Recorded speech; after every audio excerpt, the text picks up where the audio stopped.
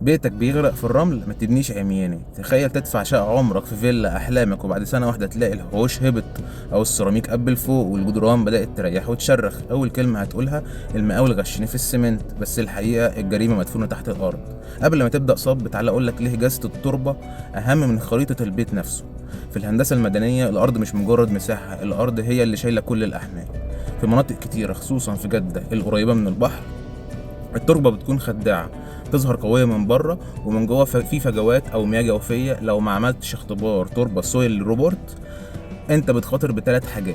اولا تصميم غلط، ممكن المصمم يفترض ان الارض قوية ويصمم قواعد منفصلة والارض محتاجة لبشة كاملة او تربة احلال. ثانيا هبوط غير منتظم، جهة البيت تنزل 2 سنتي والجهة التانية ثابتة، وهنا تبدأ الشروخ القاتلة اللي بتهدد الهيكل.